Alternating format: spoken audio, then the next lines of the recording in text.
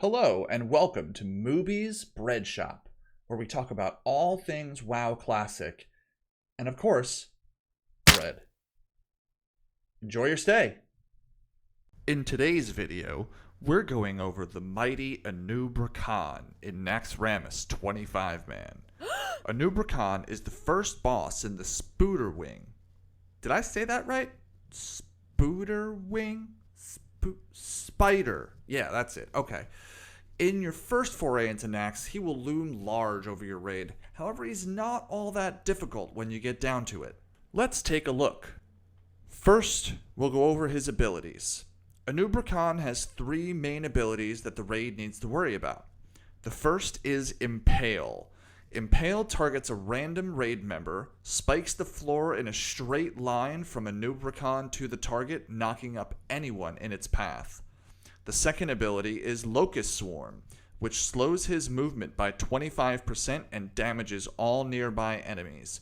All nearby enemies are also unable to attack or cast spells. This is the kite phase.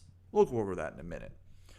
Third is Summon Corpse Scarabs. Whenever there is a corpse in the room, whether that's a player or a crypt guard, the boss can spawn corpse scarabs from it. 10 will spawn if it's a crypt guard, and 5 will spawn from a player. In addition to these abilities, Anub'Rekhan has 2 crypt guards standing next to him to begin the fight. These are fairly painless mobs, but they do a couple of abilities like Cleave, Poison Spray, and Frenzy, so make sure you face them away from the raid.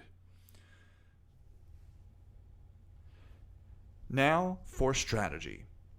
To start the fight, you'll have your raid spread out in a semicircle around the room. This is to ensure that you minimize the amount of people that get hit by Impale. Impale goes in a straight line from the boss to the target, so make sure you're looking in front or behind you, not side to side. The tank will face Anub'Rekhan towards one direction, whether that's left or right, depending on your orientation or ambidextrousness, and the melee will stand behind him, trying to spread out slightly. The 2 crypt guards will be picked up by 2 off tanks. You could go down to 1 here after progression is over, but 2 is a safe bet, and they'll be focused down by the DPS as quickly as possible. Once they're dead, DPS will get on the boss. Now for the kite phase. The boss will cast Locust Swarm, and from here, your tank will begin to kite. Our best route is to bring him towards the back of the slime river.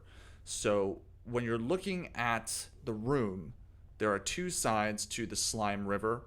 The big circle where the raid is, and there's a small section on the far side that you can run. We recommend taking the boss to that spot and running along the outside edge of the room until you can't go any further. The raid will run to the opposite side of the room. This is to ensure that none of the raid gets hit by Locust Swarm, as it is a very large AoE. It takes up about 1/3 of the room. A crypt guard will also spawn during this phase, so the off tank will need to be aware, pick it up, and you guys will DPS it down. We recommend DPSing it in the location in which it spawns.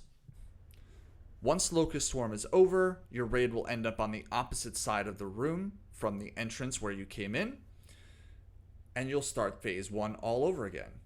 This is rinse and repeat until he dies. That's all there is to it. Don't forget to like, comment, or subscribe. Thanks for stopping by the bread shop. See you next time.